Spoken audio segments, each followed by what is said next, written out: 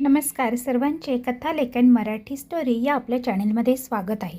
आज आपण पाहणार आहोत नवीन कथा. त्या कथेचं नाव आहे नरक भाग पहिला. लेखक आहेत शशांक सुर्वे. जर याआधी तुम्ही आपल्या चॅनलला सबस्क्राईब नसेल केलं तर अशाच कथा पाहण्यासाठी चॅनलला नक्की सबस्क्राईब करा. सोशल साईटवर त्याच्या क्लासमेट असलेल्या श्रुतीच्या फोटोवर शेकडो लाईक आणि कमेंट्स पडत होते. श्रुतीने सेल्फीच्या नादात अगदी फेसाळणाऱ्या धबधब्याच्या कडेला जाऊन फोटो क्लिक केला होता. सगळेजण तिच्या या साहसाचे कौतुक करत होते. बऱ्याच चिपकू पोरांनी तिच्या त्या फोटोवर बी केअरफुल अशी कमेंट केली होती. लाईक आणि त्या विशिष्ट मस्केवाल्या कमेंट बघून प्रतीक हसला. फेसाळत्या जोरात वरून कोसळणाऱ्या धबधब्याच्या कडेला उभे राहून फोटो क्लिक करणे इतरांना जरी साहसी काम वाटत असलं तरी प्रतीकसाठी अगदी किरकोळ होतं. प्रतीक हा तसा एकटा राहणारा मुलगा. अशी मुले समाजापासून अलिप्त राहतात. स्वतःला स्पेशल समजायची वृत्ती आणि त्या वृत्तीला शोभेल असं साहस. त्यामुळे तो एकटेपणा त्याला खूप आवडायचा. होता तो 22-23 वर्षाचा. त्याचे वडील शहरातील प्रसिद्ध उद्योगपती होते. त्यामुळे साहजिक श्रीमंताच्या शाळेत तो शिकत होता. पण त्याला त्या श्रीमंतीचा कधीही हव्यास नव्हता. लहानपणापासून धाडसी असलेला प्रतीक ट्रेकिंग, स्विमिंग यासारख्या अनेक खेळात पारंगत होता. त्याला कराटे, मार्शल आर्ट तसेच सगळी शस्त्रे चालवायचे शिक्षण मिळालेच होते. त्याचे वडील श्रीकांत शेठ आणि त्याचे विचार अगदी मिळते जुळते होते. त्यांनीही बरीच धाडसी कामं केली होती.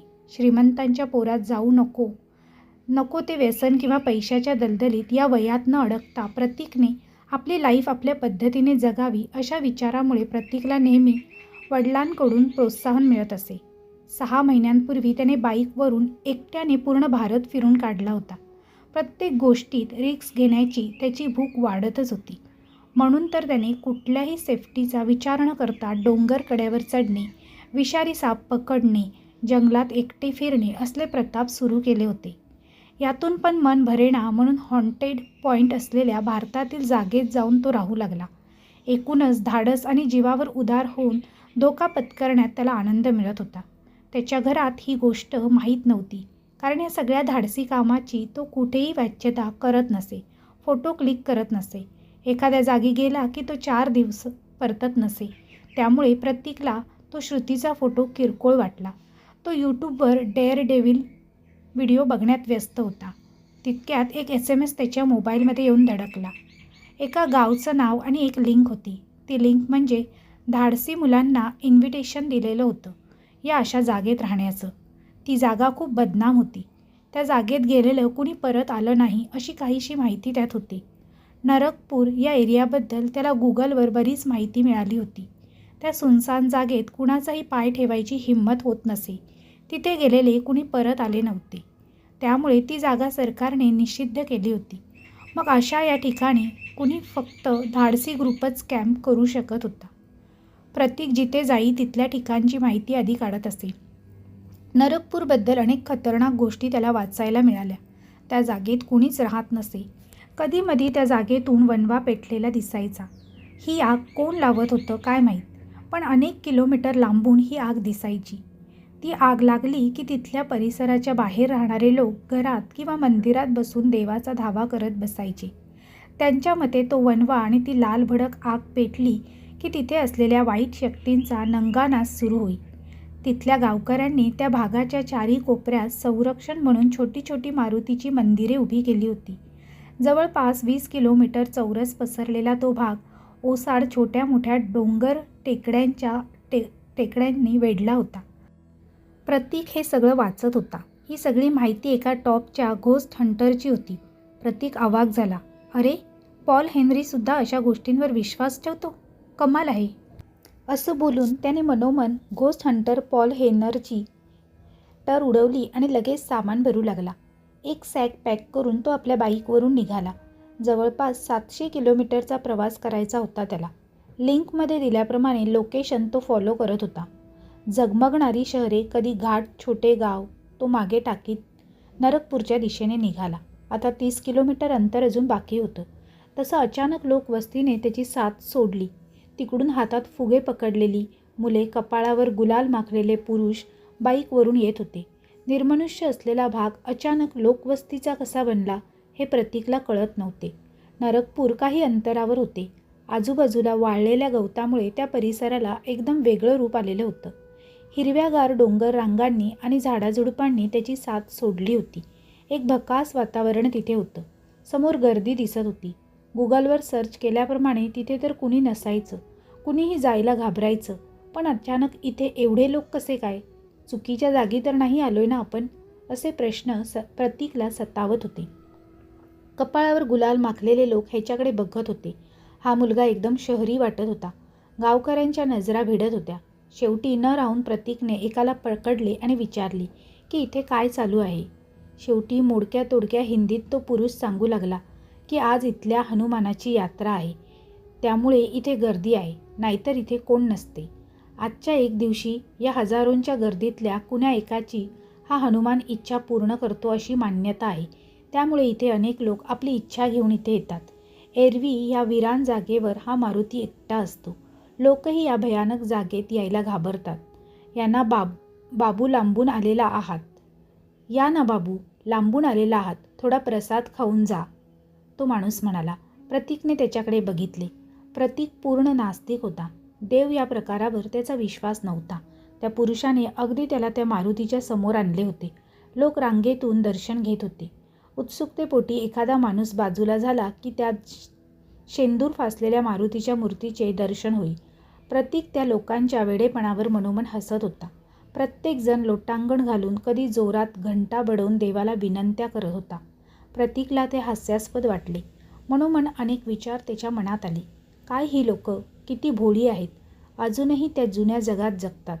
असे बोलून अनेक विचार मनात आणून प्रतीक त्या मारुतीच्या मूर्तीकडे बघत होता. एकटक त्या मूर्तीकडे बघत होता. कोणीतरी त्या गडबडीत त्याला धक्का दिला तसा तो भानावर आला. उजव्या कोपऱ्यातून मस्त जेवणाचा घमघमाट येत होता. प्रतीकने त्या पुरुषाकडे बघितले. मंगलू नाव होते त्याचे. प्रतीकने आपले काम सांगितले, कसा तो त्या ठिकाणाची माहिती घ्यायला आणि नरकपूर एरियामध्ये जायला आला आहे. हे ऐकून मंगलू उडालाच. त्याने प्रतीकच्या दंडाला पकडून बाजूला नेले. बाबू, काय करताय हे? तुम्ही इथे नवीन दिसता, पण जाऊ नका त्या इलाक्यात. वाईट शक्तीचा वावर आहे तिथे.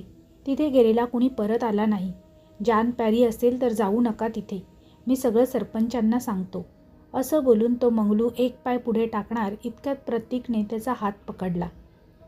प्रतीकने हात पकडताच मंगलू काही सेकंद एकदम स्तब्ध झाला.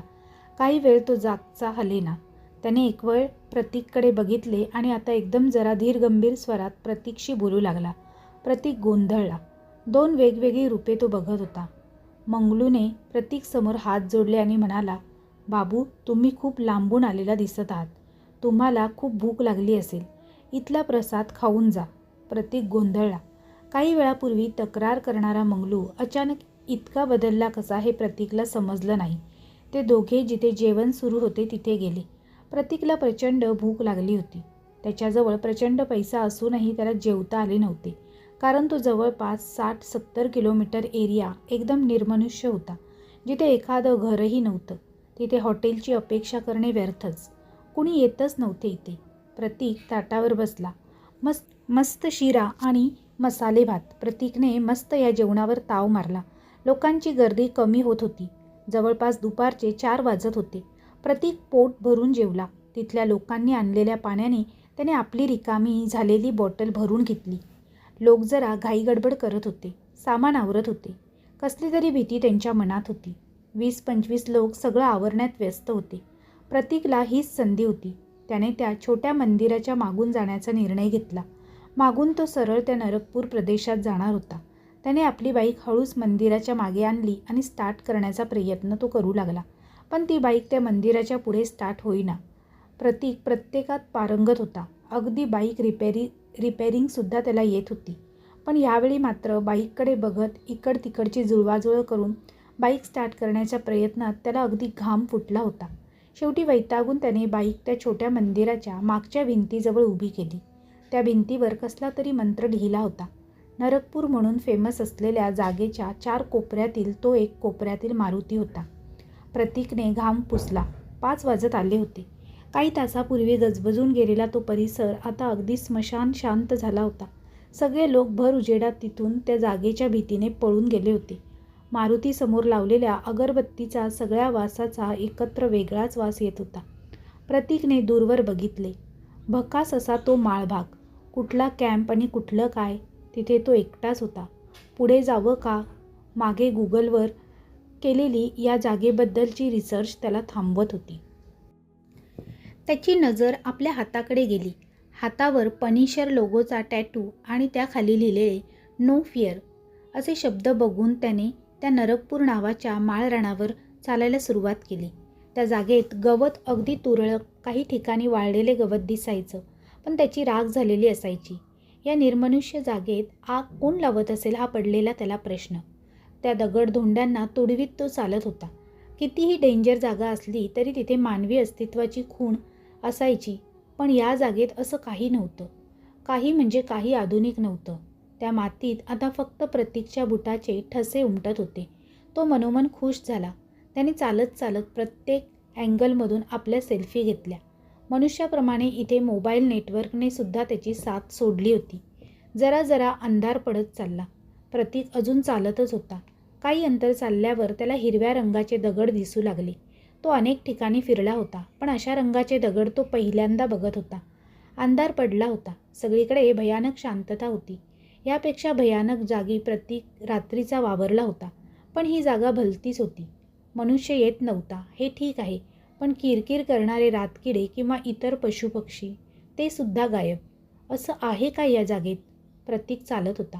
त्याने आपल्या जवळची बॅटरी बाहेर काढली होती. त्या टॉर्चच्या उजेडात तो इकडे तिकडे फिरू लागला. एक गोष्ट मात्र त्याच्या लक्षात आली की तो काही अंतर फिरून एकाच जागी येत आहे, कारण ती एकाच ठिकाणी रचलेली हिरवीगार दगडं त्याला सारखी दिसत होती. चालून चालून प्रतीक घामाघूम झाला होता. आपल्या बॉटलमधील पाणी त्याने कधीच पचवलं होतं. पोटात आग पडली होती. काहीतरी जादू आहे या जागेत, म्हणून तर रस्ता सापडेना झालाय. मी चालून चालून एकाच ठिकाणी येत आहे. प्रतीक आता थकला होता. कसला तरी बारीक धूर हवेत पसरला होता. त्याच्या वासाने प्रतीकला गरगरत होतं. त्याने रागाने आपला पाय त्या हिरव्या दगडावर आपटला. आपण इथे हरवलो आहोत असं त्याला वाटलं. पण इथून सुटका कशी?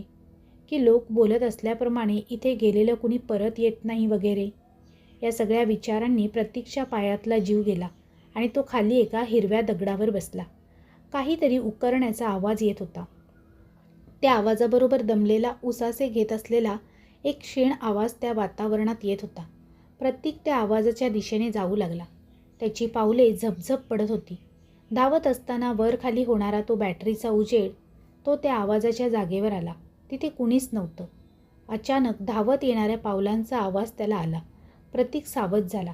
लाकडी काठीचा वार त्याने जरा बाजूला सरकून चुकवला होता. एक 70च्या आसपासचा म्हातारा हातात काठी आणि तोंडाला रुमाल बांधून उभा होता. प्रतीकची बॅटरी त्याच्यावर पडली होती. कोण आहेस तू? तो 70च्या आसपासचा म्हातारा प्रतीकला म्हणाला. म्हाताऱ्याच्या आवाजातील धाप आणि भीती स्पष्ट ऐकू येत होती. प्रतीक अगदी शांतपणे त्याला म्हणाला, मी प्रतीक. या जागेविषयी ऐकून होतो. मला बघायचं होतं इथे काय आहे, म्हणून मी इथे आलेलो आहे. मतलब तिवारी के आदमी नहीं हो तुम? तो म्हातारा म्हणाला.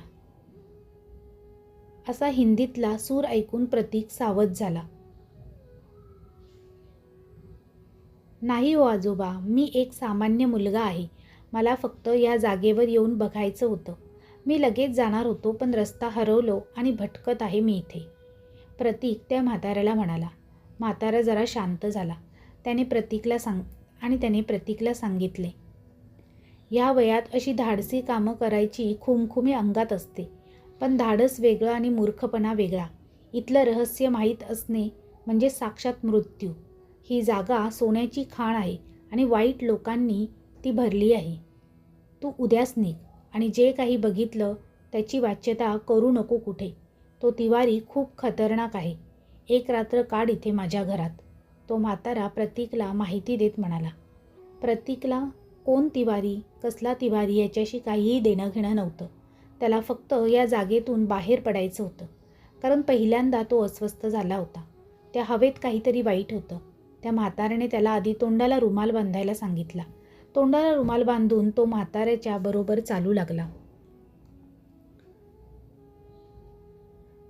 तो म्हातारा त्या अंधाऱ्या रात्रीत तो खडकाळ रस्ता आरामात तुडवत होता. पण प्रतीक जरा जरा लडखडत होता. हां तर सांग बाळ, इथे कसा आलास तू? इथे तर कोण येत नाही, तो म्हातारा प्रतीकला विचारत म्हणाला. अहो आजोबा, इथे धाडशी लोकांचा कॅम्प लागणार होता. मला पण आमंत्रण मिळालं होतं, पण बघतो तर इथे कुणीच नाही आहे, प्रतीक त्या म्हाताऱ्या माणसाला म्हणाला. अरे बाबा, कॅम्प आणि इथे? ही जागा डेंजर आहे बाबा. माहिती आहे ना, इथे भूताचा वावर आहे वगैरे, म्हातारा त्याला म्हणाला. आजोबा, मला या गोष्टीवर विश्वास नाही हो. तसंही मला डेअरिंग करायला खूप आवडतं.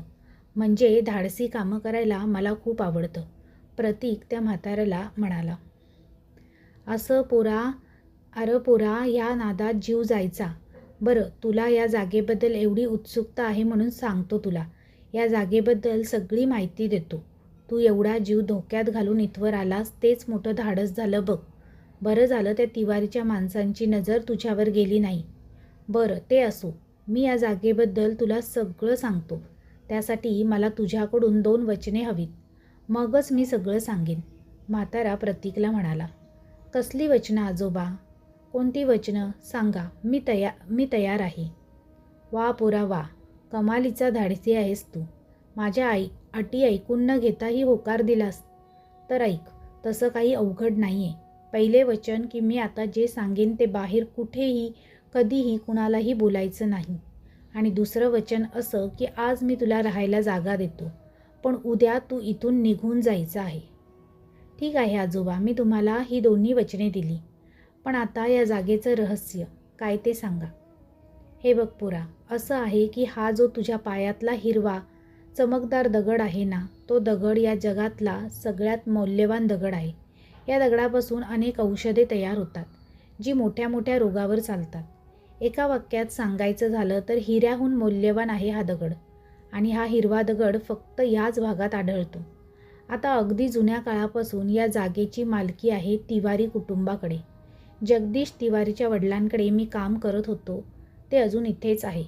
आता सांग की एवढ्या मौल्यवान जागेची मालकी आणि प्रसिद्धी कोण कशाला करेल? म्हणून अफवा उठवल्या गेल्या की ही जागा शैतानाची आहे, इथे काळ्या शक्तीचा वावर आहे वगैरे. आणि इथे येणाऱ्याला तो तिवारी मारून इथेच पुरून टाकतो. त्याची 100 माणसे इथे वावरत असतात. पण तू घाबरू नको, तुला मी नीट बाहेर सोडतो. धन्यवाद आजोबा, खूप उपकार होतील तुमचे, प्रतीक त्या आजोबांना म्हणजेच म्हाताऱ्याला म्हणाला. अरे पोरा, उपकार कसले रे? या डोळ्यांनी अनेक खून बघितले आहेत. कुठेतरी थांबायला हवं हे. बरं तू चल माझ्या घरी. लवकर कुणी बघायच्या आत आपण जाऊ. चल लवकर, म्हातारा प्रतीकला म्हणाला. तसा प्रतीक त्या मळकट पांढऱ्या रंगाच्या सदरातल्या म्हाताऱ्याच्या मागून चालू लागला. हिरवी चमकदार दगड त्याला पायाला लागून चमकत होती.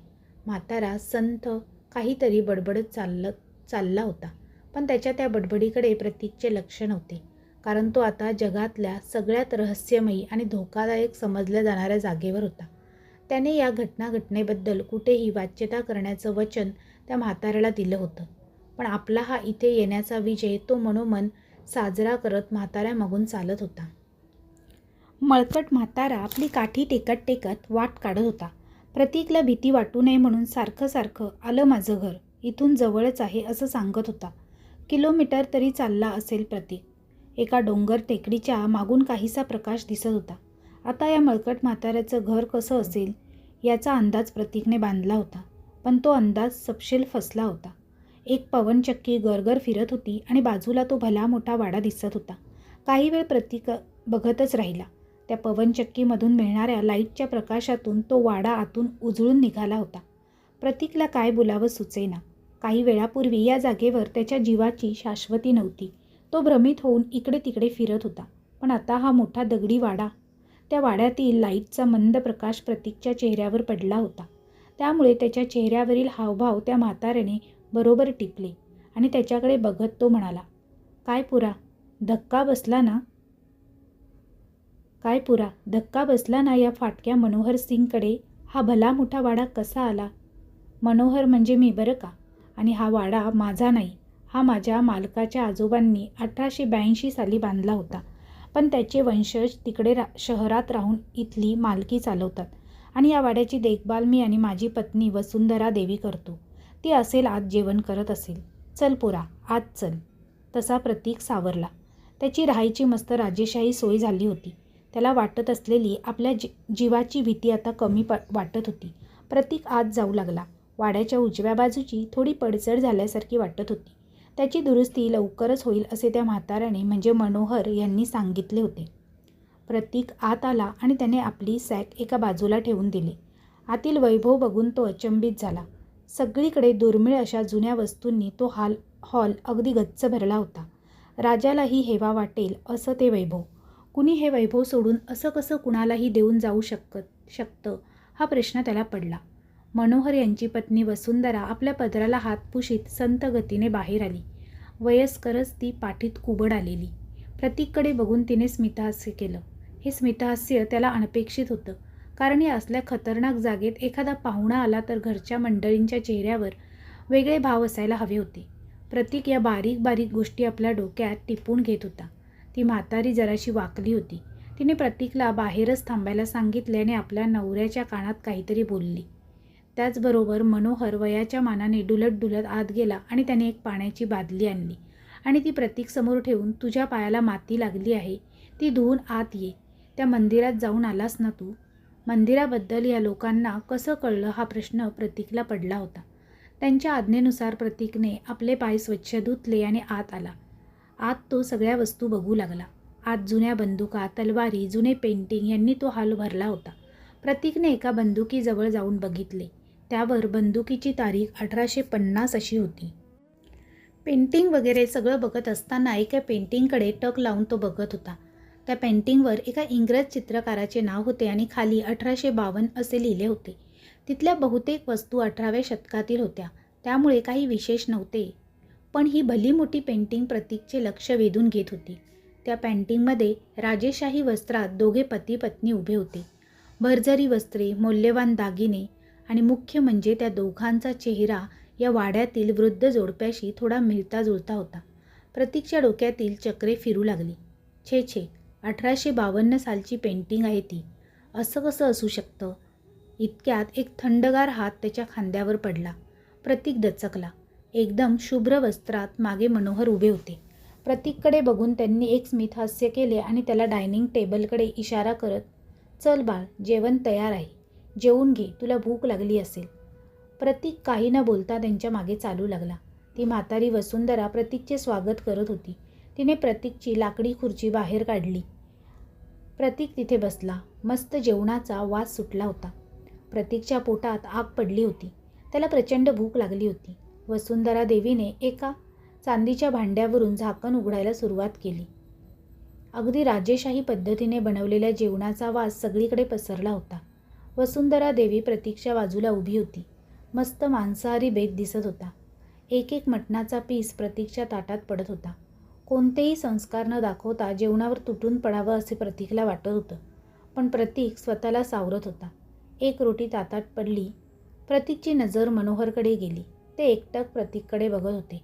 प्रतीकला वाढून वसुंधरा यांनी आपल्या ताटात जेवण घेतलं आणि मनोहर यांना वाढलं. त्या दोघांनी जेवायला सुरुवात पण केली होती. प्रतीककडे बघत वसुंधरा म्हणाल्या, घे बाळ, घे, जेव. हा शब्द ऐकताच भुकेलेला प्रतीक समोर पडलेल्या मटणाचे लचके तोडून रोटीबरोबर खाऊ लागला. पहिला घास तोंडात जाताच त्याने डोळे मिटले. वा आजी, काय मस्त मटण बनवलं आहे तुम्ही. अगदी 5 स्टार हॉटेलमध्ये पण अशी चव नसते. अरे पोरा, असा हा मांसाहारी बेत आम्ही दरवेळी नाही करत, फक्त आमच्या घरी कुणी पाहुणा आला तरच. मनोहर आणि वसुंधरा एकमेकांकडे बघून हसू लागले. प्रतीक रोट्या तोडत होता. अचानक त्याची नजर त्या दोघांच्या हाताकडे गेली. दोघांचे चेहरे वृद्धत्वामुळे सुरकुतले होते. गळ्याचं मांससुद्धा लटकत होतं, पण त्या दोघांचे हात मात्र एकदम तरुण पुरुषासारखे दिसत होते. त्यावर एकही सुरकुती नव्हती. अगदी गोरेपान ते हात दिसत होते. प्रतीक थोडा सावध झाला. त्या दोघांची नजर सारखी प्रतीकवर खिळली होती. ती भेदक नजर आता हिंसक दिसू लागली होती. प्रतीकचा हात थरथरू लागला. त्याच्या डोळ्यासमोर धुंदी आली. त्याने आपला हात वर उचलायचा प्रयत्न केला, पण तो हात इतका जड होता की तो हात उचलेना. आपल्या मेंदूवर आपली सत्ता नसून कोणीतरी आपल्याला आदेश देत आहे असं काहीसं वाटत होतं. त्याच्या हातात जेवणाचा घास होता. जड झालेले डोळे त्याने सर्व ताकदीनिशी उघडले तर त्याने त्या रोटीमध्ये तुटलेलं मानवी बोट पकडल्याचं दिसलं. त्या तुटलेल्या बोटाला लाल मसाला लागला असला तरी ते स्पष्ट दिसत होतं. प्रतीकने आपली पकड ढिली केली आणि तो घास खाली पडला. त्याने समोर बघितलं. त्या दोघा पती-पत्नींचे चेहरे चित्रविचित्र लांबलेले, ताणलेले, डोळ्याच्या खाचा झालेल्या दिसत होते. आता ते दोन लांबट चेहरे विचित्र, कर्कश आवाजात हसत होते. एक घोगरा आणि ताणलेला आवाज त्याला ऐकू येऊ लागला. बळीचा बकरा, बळीचा बकरा. क्रमशः. भाग दुसरा लवकरच येणार आहे.